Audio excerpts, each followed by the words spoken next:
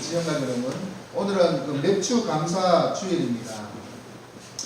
반년 동안 지켜주신 하나님께 감사하고 또한 그 은혜를 생각하면서 영광 돌리는 그러한 주일입니다. 그것은 또한 앞으로도 하나님께서 지켜주실 것을 기대하며 고백하는 주일이기도 합니다. 여러분은 지난 그 반년 동안 하나님이 어떻게 여러분을 지켜주셨습니까? 어떤 은혜를 누렸습니까? 우리는 여러 가지 모양으로 하나님 주신 은혜를 경험해 왔습니다. 그런데 하나님이 내게 주신 은혜가 분명히 있음에도 그것을 은혜로 느끼지 못하는 자들도 있습니다. 아무런 변화 없고 실생활에 아무런 이렇게 바뀌는 것이 없기 때문에 못 느끼는 경우가 있습니다. 하지만 어떤 제가 간증해 본 적이 있는데요. 마주오는 차랑 충돌한 어떤 분이 있었답니다.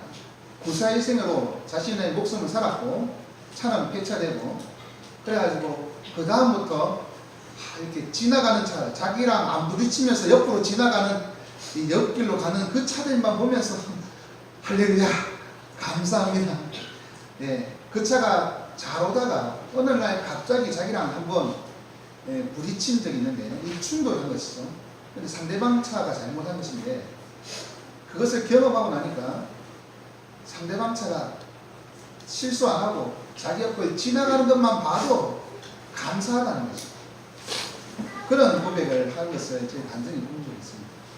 실제로 이런 일이 얼마 전에 아니라 몇 년 전에 있었습니다. 기존에 계신 분들은 아시겠지만 세종시로 이사 가신 그런 문희숙 집사님 이 교통사고 당하고 차가 폐차된 적이 있습니다. 그런데 그 사건이 일어나기 한 주 전에 그 집사님의 딸가 이제 같이 성경 공부를 하는 시간이 있습니다.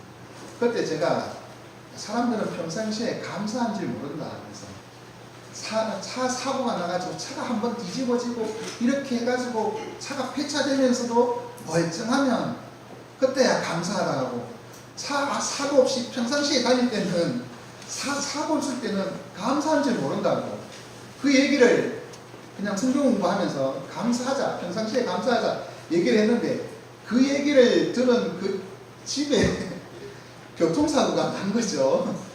집사님이 교통사고가 나고 차 폐차되고 응고실 실려가고 그냥 본의 아니게 선지자가 된 것 같습니다. 그때 저는 그냥 평상시에 감사한 마음을 가지자는 점으로 말했을 뿐인데 말 그대로 된 거죠. 이제 그렇게 되니까 집사님이 진짜 이 딸이 얘기해 준 것을 듣고 진짜 평상시에 사고 안 날 때 감사한 줄 알아야 하는데 사고가 나고 멀쩡하니까 그제서야 감사하게 되는 자신의 모습을 보면서 평상시에 감사해야겠다는 생각이 들었다 하더라고요. 그래서 저는 이제 그 다음부터는 말 조심해야겠다. 내가 말한 대로 되는구나 이렇게 느껴져서 좀 조심하게 되었습니다. 하여튼 우리는 평상시 아무런 사고 없고 평안하면 그것이 감사의 제목입니다.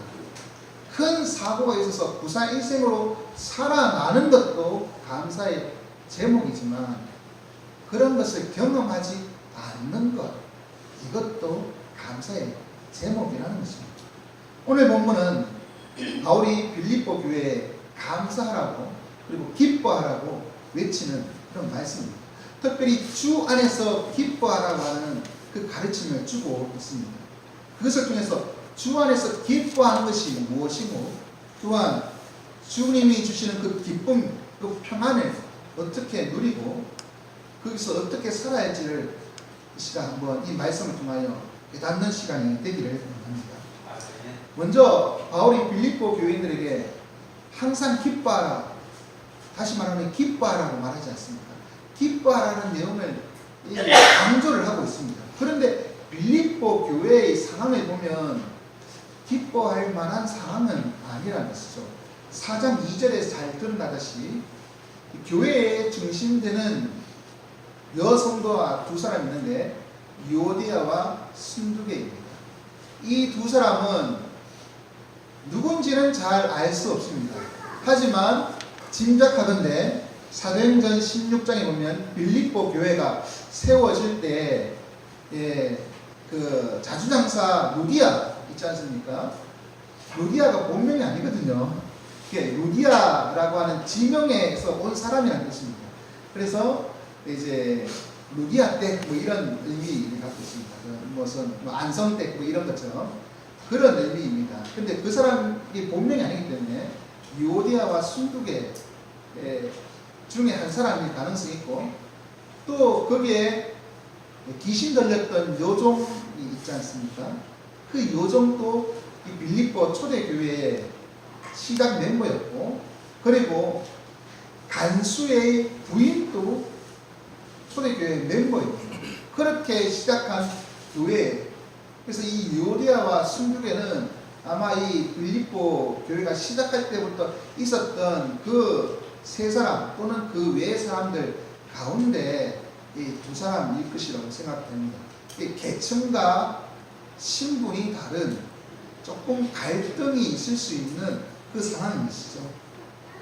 이때까지 바울이 경험한 교회 내의 갈등은 이단과 특별히 유대주의, 율법주의와 이 할례주의 이것에 대한 갈등이었는데, 이 빌립보에는 같은 복음을 위해 수고한 자들이 갈등을 맺고 있다는 것입니다.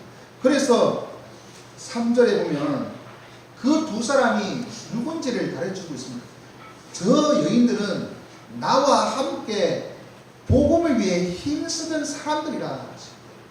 한 사람만 딱 찍어서 내 편이고 다른 사람은 잘못됐다고 말할 수 없는, 다 복음과 함께 수고한 주의 종들이라는 것을 강조하고 있습니다.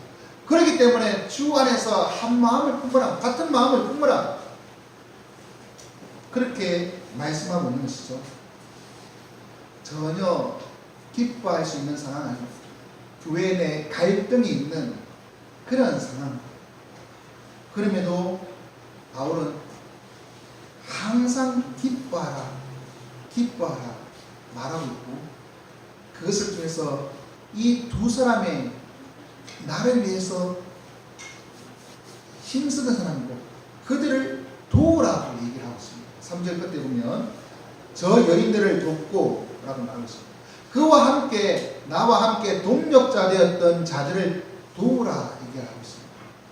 항상 기뻐하는 것, 이것은 내 속에 기뻐할 제목들이 많기 때문에 기뻐하는 것이 아니라, 기뻐할 제목이 없어도, 갈등이 있어도, 문제가 있어도 우리는 그 속에서 기뻐함을 찾아야 한다라고 말하고 있는 것입니다.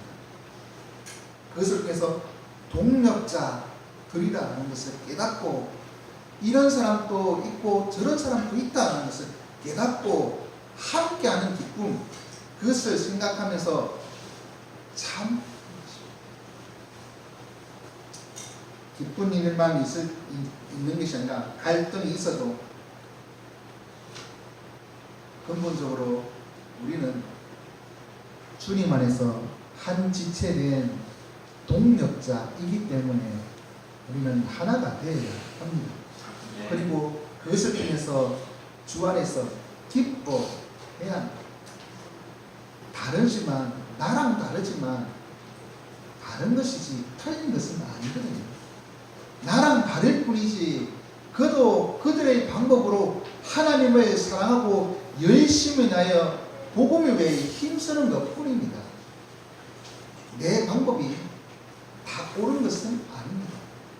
다른 것을 틀리다라고 생각하지 아니하고, 다른 것은 다른 것이다. 하지만 하나님을 향한 마음은 같다라고 생각하면 그 사람을 위하여 간용할 수가 있는 것입니다. 그래서 바울은 항상 주 안에서 항상 기뻐하라고 외치면서 5절에 보면 너희 간용을 모든 사람에게 알게 하라 얘기하고 있습니다. 간용이라는 것은 참고 인내하는 것 아니겠습니까? 비록 내게 손해가 있다 하더라도 인내하고 참는 것입니다. 유오디아와 순두계 이 두 사람의 갈등 때문에 빌립보 교회가 힘들어지는 것, 그들이 바로 상대방을 다르다는 것을 인정하고 동력자로 여길 때 인내할 수 있는 것입니다. 간용할 수가 있는 것입니다. 그런데 이 간용은 교회 안에서 이리 서로 간용하고 인내하다 보면 그것이 교회 밖으로 소문이 나게 되어 있습니다. 교회 안에서 갈등이 있으면 세상 사람들이 힘들어합니다. 세상 사람들이 교회를 싫어하는 게 이런 것입니다. 하지만 교회 안에서 서로 다른 사람들이 간용하면서 내가 손해를 보더라도, 내가 손해가 있더라도 참자, 함께 동력하자, 내 생각을 좀 줄이고 상대방을 좀 더 품어주자, 그래서 함께 복음을 위하여 수고하자, 함께 돕자, 그러한 마음이 있다면 그것은 결국 서로 사랑하는 공동체가 되는 것입니다. 그렇게 되면 세상 사람들이 교회 안에 사랑이 넘친다라고 보게 되는 것입니다. 그래서 너희 간용을 모든 사람에게 알게 하라. 두 사람의 갈등, 그 때문에 어떤 사람은 유오디아에 줄 서는 사람이 있을 것이고 어떤 사람은 순두계 편에 줄는 사람이 있을 것입니다. 하지만 서로 돕고 간용할 때, 그러한 모습을 보여줄 때 교회 밖의 사람들도 교회가 어떻게 하나가 되는지, 서로 인내하고 품어주는지를 보게 되는 것입니다. 그렇게 되면 그들이 교회를 사랑의 공동체로 인정하는 것입니다. 불신자도 인정하는 교회, 불신자도 아는 교회, 그러한 교회가 돼야 돼요. 비록 이 간용은 성도 안에뿐만 아니라 성도 밖의 불신자에게도 간용을 베풀어야 합니다. 그러면 교회의 사랑은 더 세상 가운데서 드러나게 될 것입니다. 세상이 교회를 부끄러워하지 않고 오히려 세상이 교회를 사랑의 공동체로 인정하게 될 때 복음이 더 확대되고 확장되는 것입니다. 주 안에서 항상 기뻐하는 삶, 그것은 내 속에서 하나님의 마음으로 간용하는 것, 다른 사람을 품어주는 것, 나 같은 죄인도 품어주신 하나님 생각하면서 나도 다른 사람을 품어주고 함께하는 것, 그것이 주 안에서 기뻐하는 자의 모습입니다.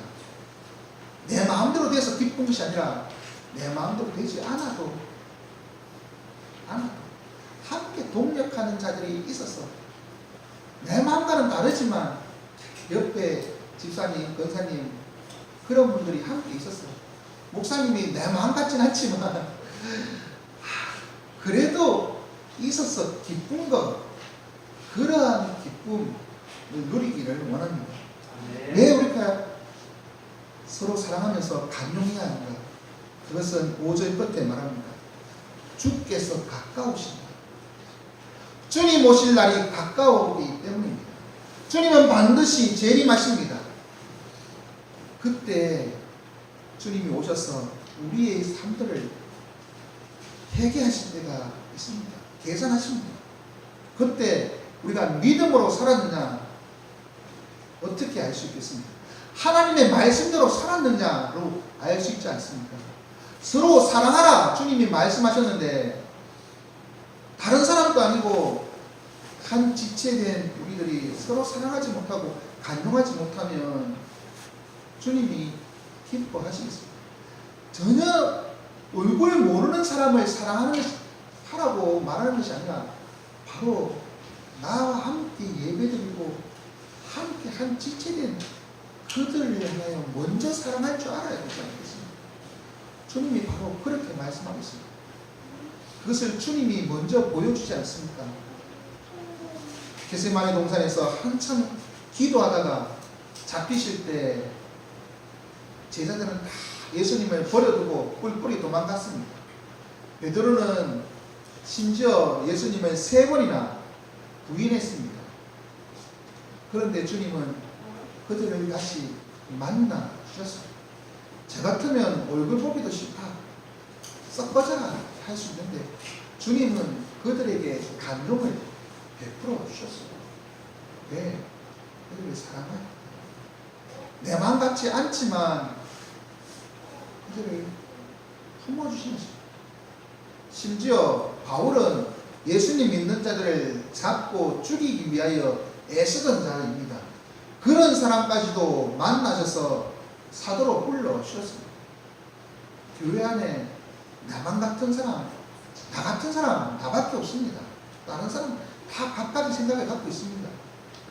그런 사람들을 서로 간용하면서 품어줄 때 그때 서로 사랑하는 공동체가 되고 그것을 통해서 교회는 참된 기쁨을 누리게 되는 것입니다. 주님은 요한복음 13장에 이렇게 말씀하십니다. 내가 너희를 사랑한 것 같이 너희도 서로 사랑하라. 너희가 서로 사랑하면 이로써 모든 사람이 너희가 내 제자인 줄 알리라.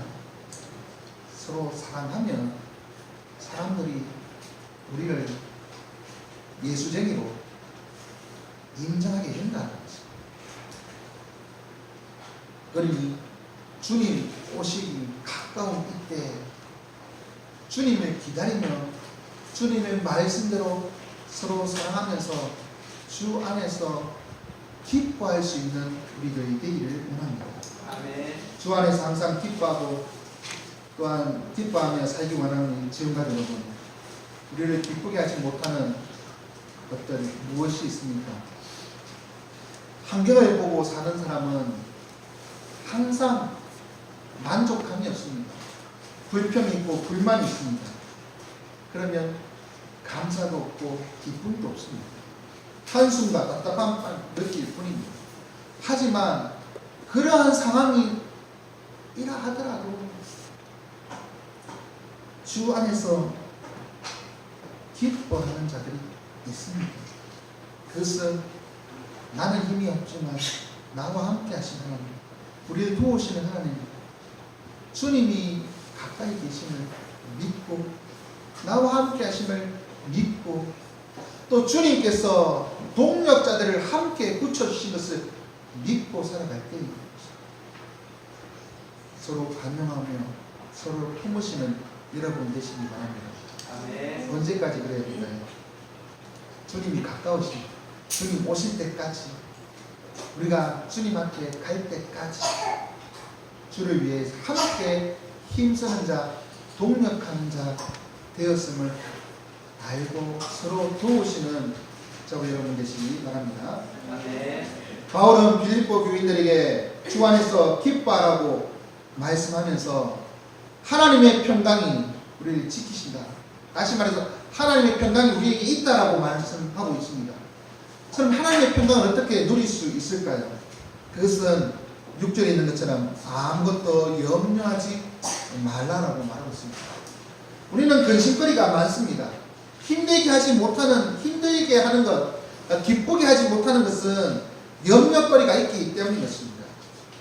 그런데 이 염려는 우리를 은혜에 잊지 못하게, 은혜를 거두어가는 역할을 하는 것입니다. 주님이 씨 뿌리는 비유, 마태복음 13장에 그 씨 뿌리는 비유를 보면 가시떨기에 떨어지는 이 복음의 씨는 자라지 못하는데 세상의 염려와 재물의 유혹 때문에 말씀이 막혀서 결실하지 못한다는 것입니다. 다시 말해서 염려하는 것은 말씀의 은혜를 갉아먹는 것입니다. 말씀의 은혜가 막히니까 기쁨이 없는 거죠. 그러니 우리는 세상이 그 염려 앞에 우리는 다 자유로워야 합니다. 염려하지 않도록 해야 합니다. 그럼 어떻게 할까요? 주님 앞에 기도해야 합니다. 우리를 도와주시는 하나님이 우리와 가까이 계시고 우리와 함께 계신데 무엇이 두렵습니까? 무엇이 염려스럽습니까? 염려하지 말고 하나님 앞에 기도와 간구로 감사함으로 하나님께 아뢰라고 바울은 말하고 있습니다. 기도하는 것, 하나님께만 향하여 부르짖는 것입니다. 간구하는 것, 우리의 필요한 것을 하나님께 아뢰는 것입니다. 기도와는 또 다른 같은 용어인 것이죠.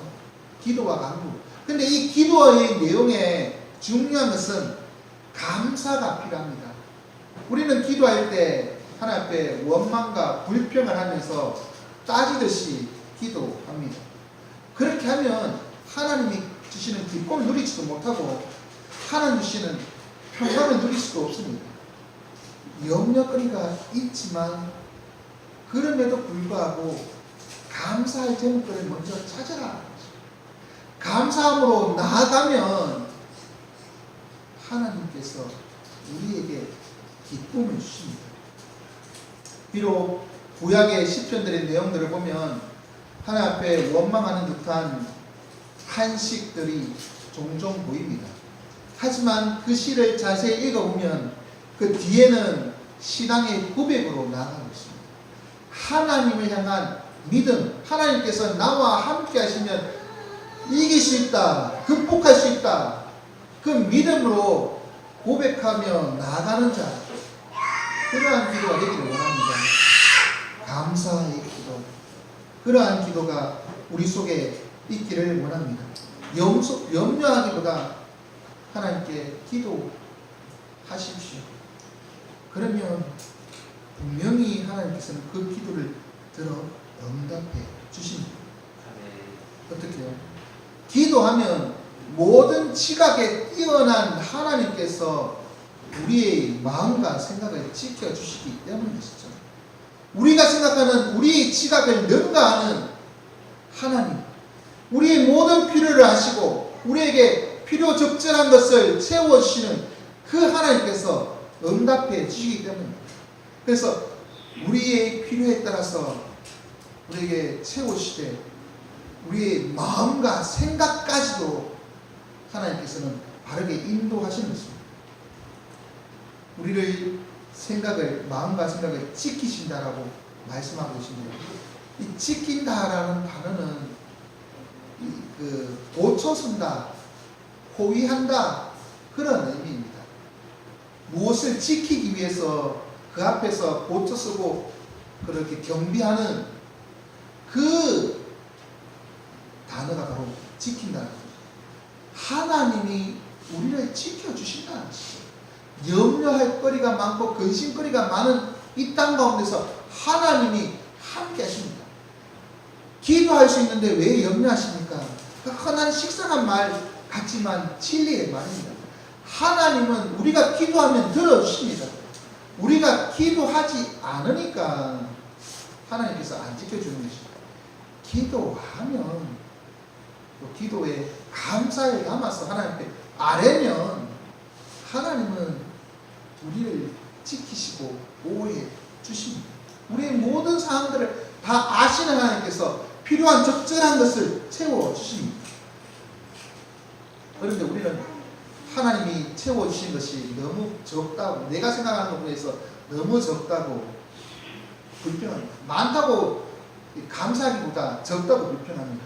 하지만 자문의 그 30장의 아굴의 기도처럼 부유하면 하나님 모른다 하고 가난하면 하나님 도둑질해서 하나님의 이름을 욕되게 할까봐 하나님 앞에서 적절하게 주시기를 기도하는 그 아굴처럼 하나님은 우리에게 일용할 양식으로 필요한 만큼 채워주십니다. 우리에게 지켜주신다는 것이죠. 그러한 믿음으로 살아가면 항상 하나님 앞에서 기뻐할 수가 있는 것입니다. 하나님이 그러한 마음을 우리에게 주시므로 하나님 안에서 평강 누리게 해 주시는 것입니다. 주 안에서 참된 평강을 누리기 원하는 지금까지 여러분의 염려거리는 무엇입니까? 기도하십시오. 염려한다고 해서 문제 해결되지 않습니다. 기도하면 해결됩니다. 하나님께서 우리의 마음과 생각을 딱 지켜주신다. 그러니 우리는 염려를 없앨 수는 없습니다. 하지만 기도하면 문제를 해결해 주시는 하나님을 만나게 되고 그 안에서 염려거리가 아니라 평강의 은혜를 누리게 됨을 기억하고 기도하시는 여러분 되시기 바랍니다. 아멘. 이렇게 주 안에서 기뻐하고 평강을 누리는 자는 누린다고 그냥 있어서는 안 됩니다. 참된 믿음은 삶의 표지로 나타나야 합니다. 그것은 이 바울은 9절에 너희는 내게 보고 배우고 받고 듣고 본 바를 행하라 얘기하고 있습니다. 다시 말해서 믿음은 행함으로 나타납니다. 믿음은 자연스럽게 우리가 하나님의 말씀대로 살아가도록 만들어갑니다. 그런데 바울은 그 자신에게서 배우고 보고 들은 바를 행하라고 얘기를 하고 있습니다. 자신이 무엇을 빌립보 교회에 보여주었습니까? 자신은 로마 시민권이 있는 자입니다. 로마 시민권이 있는 자는 함부로 매맞지도 않고 재판받지도 않습니다. 아무런 죄 없이 혐의만으로 그렇게 당하지 않는다는 것이죠. 그런데 그는 귀신 들린 여종을 고쳐준 것으로 사도행전 16장입니다. 고쳐준 것으로 인하여 억울하게 고발당했습니다. 재판관이 이 사람에 대해서 정식 재판을 하지 아니하고 유대인이라는 말만 듣고는 그를 매우 치고는 옥에 가두어 버립니다. 정식 재판이면 어느 나라 시민권 있느냐 없느냐 이것부터 알 것인데 빌립보 사람들은 빌립보 도시는 로마 시민권을 가진 자들의 도시입니다. 태역 군인들이 시민권을 갖고 그 자리에 정착하는 곳이 이 빌립보 도시입니다. 그렇기 때문에 로마 시민권 내 시민권이 아닌 유대인이라고 생각하고 시민권자를 위해서 이 유대인인 바울과 실라를 매우 치고 옥에 가둔 것이죠. 그런데 맞으면서도 왜 나를 때리냐고 나도 시민권자라고 그렇게 항변하지 않습니다. 그냥 때리는 대로 맞고 갇히는 대로 가두는 대로 갇히고 밤늦도록 그 자리에서 불평하는 것이 아니라 하나님 앞에 감사와 찬송을 올려드렸습니다. 그 모든 것들을 그것을 지키던 간수가 보지 않았습니다. 그것을 가르쳐 주었습니다. 그들은 그것을 보고 본받았습니다. 예수 그리스도를 믿고 살아가는 것, 그것이 힘든 일이라는 것, 그것이 아니라 자신의 권리가 있음에도 불구하고 주를 위하여 그 권리를 내려놓고 묵묵히 주와 함께 고난당하는 것을 보여준 것입니다. 이러한 본은 주님이 제자들에게 보여주신 것입니다. 주님이 하늘의 모든 권세를 가지신 분이지만 원하신다면 천군 천사를 불러서 자신의 십자가에 못 박으려고 하는 군인들을 다 쓸어버릴 수도 있는 상황이지만 그렇게 하지 아니하고 묵묵히 십자가 지셨습니다. 그리고 그것을 통하여 자신의 권리를 내려놓고 백성들을 살려주셨죠. 그러한 본 배워라. 나도 보고 배워. 너희들도 이것을 보고 배워. 그리고 그대로 해나가. 서로 갈등하고 그것이 아니라 자신의 권리를 내려놓고 서로를 용납하면서 간용하면서 살아가는 것. 그것이 바로 삶의 모습이 된다라고 말하고 있습니다. 그러면서 기준을 가르쳐 줍니다. 8절에 무엇이든지 참되며 무엇이든지 경건하며 옳으며 정결하며 사랑받을 만한 것이 또한 칭찬받을 만한 것이 무슨 덕이 있는가 무슨 기름이 있는가 이런 것들을 생각하면서 기준으로 삼아라. 사람들이 살아갈 때 삶의 기준이 바르게 서야 합니다. 행동의 기준이 있어야 합니다. 성도는 항상 바르게 살아야 합니다. 참되고 경건해야 되고 하나님 앞에서 정결해야 합니다. 그럴 때 세상은 우리를 조롱할 게 아니라 칭찬하는 것입니다. 우리는 바른 삶을 살아야 합니다. 그리고 그 바른 삶은 주님이 가르쳐 주신 것이고 오늘로 보여주신 것입니다. 그러한 기준으로 살아갈 때 우리는 하나님의 영광을 돌리는 성도가 되는 것입니다. 그러한 삶을 살아가는 사람은 항상 바른 기준이 있기 때문에 하나님 앞에 영광을 돌립니다. 그리고 그러한 삶을 살아가는 사람은 언제나 자족할 줄 압니다. 부유하다고 해서 하나님을 모른다. 하나님이 누구냐? 그렇게 하지 않습니다. 부유해도 하나님을 위하여 살고 가난해도 하나님을 욕먹게 하지 않는다는 것이죠. 바울은 일체의 비결을 배웠다라고 말하면서 12절에 나는 비천에 처할 줄도 알고 풍부에 처할 줄도 알았어. 다시 말해서 비천할 때도 있었고 풍부했을 때도 있었다는 것이죠. 그래서 그러한 상황 중에서 나는 모든 일, 곧 배부름, 또 경험했고 배고픔, 풍부, 궁핍 이러한 상황에도 처할 줄 아는 일체의 비결을 배웠다라고 고백하고 있습니다. 그러면서 내게 능력 주시는 자 안에서 내가 모든 것을 할 수 있다고 말합니다. 이 13절은 우리가 흔히 생각하는 것처럼 내게 능력 주시면 나는 무슨 일이든 할 수 있습니다. 나의 잠재 능력 또는 능력 개발, 하나님께서 능력 주시면 나는 무슨 능력이든 생깁니다. 뭐 이러한 고백이 아닙니다. 이것은 내게 능력 주시면 그 주님 안에서 능력 주시는 자 알아는 것은 그리스도 안에서 나는 어떠한 상황에 처해도 주를 위해서 살아갑니다. 그 고백인 것입니다. 내가 모든 것을 할 수 있는, 다시 말해서 주를 위해 살 수 있다라고 고백합니다. 부유해도 그 부를 주를 위해서, 가난해도 주를 위해서 살겠습니다. 그 고백인 것입니다. 특별히 이러한 말을 하는 것은 이 14절부터 본문을 읽지 않았습니다만은 바울의 그러한 그 빌립보 교회에 행한 일종의 헌금에 대한 영수증과 같은 내용입니다. 빌립보 교인들이 바울에게 여러 차례 헌금을 했거든요. 오늘 본문에 보면 그 14절 이후로 보면 빌립보 사람들이 15절에 보면 마게도냐를 떠날 때 헌금을 한번 했고 또 16절에 데살로니가 있을 때에도 2번이나 헌금을 했고 18절에 보면 지금 로마 감옥에 있는데도 불구하고 에바브로디도 편으로 나에게 보내는 것에 내가 이제 받았다 이렇게 얘기를 하고 있습니다. 총 기록된 것만 4번이죠. 기록하지 않은 것들도 합치면 또 여러 번 있었을 것입니다.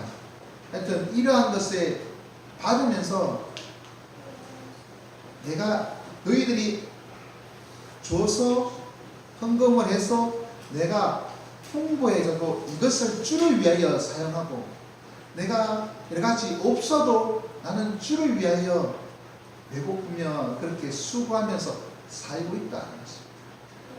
보내준 것 보내주지 않아도 어떠한 상황이 있어도 나는 주를 위해 살 것이다. 그 고백을 하고 있는 것입니다. 우리는 주를 위해 살아야 합니다. 주님이 주신 것에 감사하고 자족하면서 어떠한 상황이든 주님 영광을 위해 살겠다라는 고백이 있어야 합니다. 그것이 바로 주님 안에서 믿음으로 행하는 자의 모습입니다. 주 안에서 행하며 살기 원하는 지금까지 우리의 행함이 주님을 본받는 자가 되기를 원합니다. 비록 목사인 저에게서는 보고 배울 만한 것이 별로 없지 않겠습니까? 하지만 하나님 말씀, 주님 말씀을 듣고 그 말씀대로 살아가십시다. 무엇이 옳은지, 무엇이 경건하고 정결한 것인지, 참인지 바르게 분별하면서 기준을 세우고 믿음으로 살아가십시다. 비록 내게 주어진 것이 적다 하더라도 그것으로 주를 위해 살고, 내게 주신 것이 많으면 많은 것으로 주를 위해 헌신하고 주를 위해 수고하는 우리들이 되기를 원합니다. 이제 말씀 뵙겠습니다. 우리는 주 안에서 살아가는 주의 백성입니다. 주 안에서 기뻐하고 주님 주시는 평강을 주 안에서 누리며 주 안에서 믿음으로 행하며 살아가는 자들입니다. 주 안에서 살아가는 자는 주와 함께하는 자입니다. 비록 우리는 여러 사람들과 함께 삶으로 갈등도 있고 염려거리도 있습니다.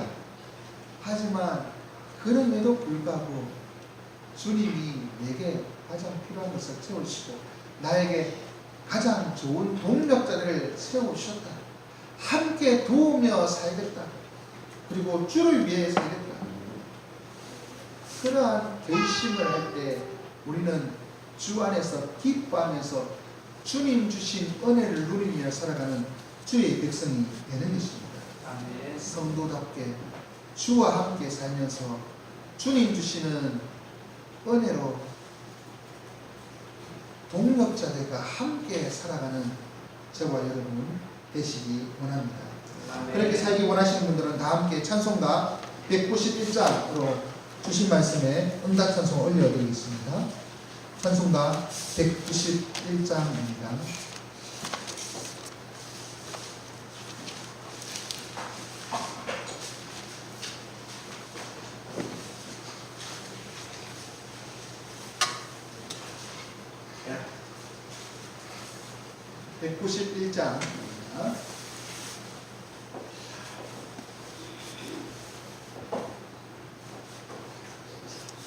잠깐만요.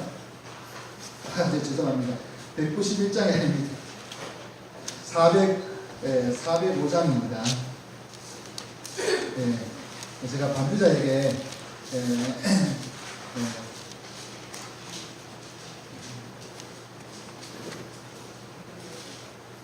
제가 오늘 맞죠? 네.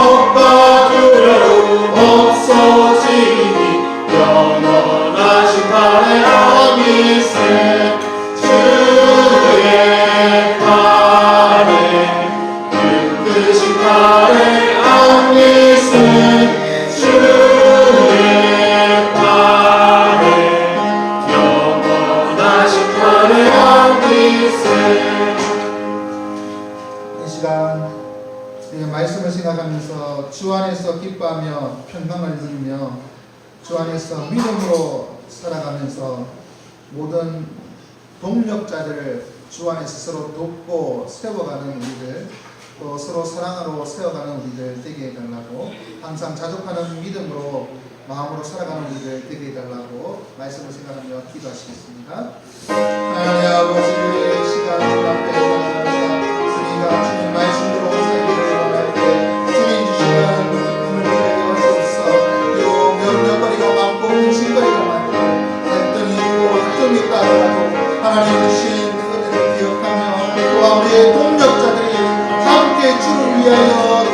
주여 수고할 자들임을 믿고 서로를 세워가며 배우면서 함께 한마음이 되어서 주를 기뻐하는 자들이 되게 하여 주옵소서. 모든 영혼을 맡기고 주님 앞에 기도와 간구하게 하시고 감사함을 아뢰게 하여 주옵소서. 그리하여 주님 주시는 평강을 누리면서 주님이 우리의 마음과 생각을 지키시는 그 은혜를 우리가 누리며 살게 하여 주옵소서. 이제 믿음으로 살게 하여 주시되 행함이 되게 하시되 하나님 아버지여 주여 후보 때를 아버지여 주님을 본받는 자들이 되게 하여 주시고 주님 말씀대로 살아가는 자 되게 하여 주시옵소서. 우리의 삶의 기준을 무엇이 옳은지를 기억하며 판단하면서 참된 삶을 행할 수 있도록 도와주시고 그것을 통하여 오직 하나님께 영광을 드리는 우리들 되게 하여 주옵소서. 어떠한 삶에 처했거나 하더라도 주님 위하여 살아가시며 주의 영광을 위하여 살아가는 주의 백성 되게 하여 주옵소서. 사랑해 주님 감사합니다. 저희들에게 말씀을 주시니 감사합니다. 저희 백성들이 말씀에 따라 살아가기를 원하며 다짐하며 기도합니다. 하나님 주 안에서 어떠한 상황이든 항상 기뻐할 수 있는 우리들 되게 하여 주옵소서. 염려가 많고 염려거리가 많고 답답한 상황들이 많고 갈등이 있다 하더라도 하나님 그 모든 것을 주님 앞에 맡기고 주님 앞에 기도하며 감사함으로 아뢰는 저희들 되게 하여 주시고 그리하여 하나님 지켜주시는 그 은혜를 누릴 수 있도록 도와주옵소서. 서로 사랑으로 행할 수 있도록 도와주시고 믿음으로 행할 수 있도록 도와주옵소서. 바른 기준 가운데 살아가되 하나님 주님을 본받는 자가 되어서 주를 위해 살게 하여 주옵소서. 또한 어떠한 상황에서든지 주를 위하여 살아갈 줄 아는 주의 백성이 되어서 모든 영광을 하나님께 돌려드리는 주의 백성 이 삶을 살아갈 수 있도록 은혜 베풀어 주옵소서. 우리에게 주신 은혜에 감사하며 정성껏 예물을 준비하여 드립니다. 이 예물 기쁘시게 받아 주옵시며 하늘나라 상급으로 채워주시고 하나님 특별히 지금까지 지켜주신 하나님 이제 2018년 하반기에도 하나님의 은혜 가운데 가하며 하나님 눈동자같이 지켜주시는 그 보호하심을 날마다 경험하며 살게 하여 주옵소서. 그리하여 하나님의 백성들을 하나님께서 지켜주시고 보호하시는 것들을 세상 사람들이 알게 하여 주시고 또한 그것을 통하여 하나님께 영광이 돌려지는 놀라운 은혜를 허락하여 주옵소서. 이 모든 것을 예수님의 이름으로 기도드립니다. 이제 자리에서 일어서 주시기 바랍니다. 하나님께서 말씀으로 우리를 새롭게 하셨습니다. 이제 말씀으로 성령의 검을 가지고 세상에 나가 믿음으로 승리하시는 여러분 되시기 바랍니다. 찬송가 545장 1절 부르시고 강복순으로 세상을 향해 나가겠습니다. 545장 1절입니다.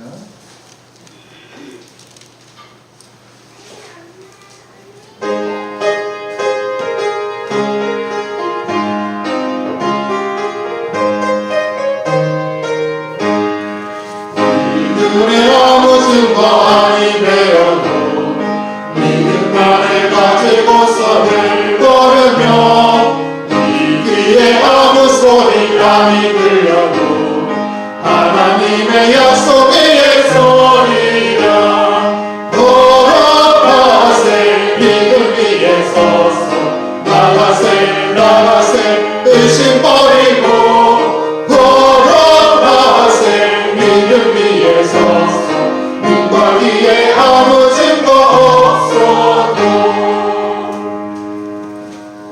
여호와는 내게 복을 주시고 너를 지키시기를 원하며 여호와는 그 얼굴을 내게 비추사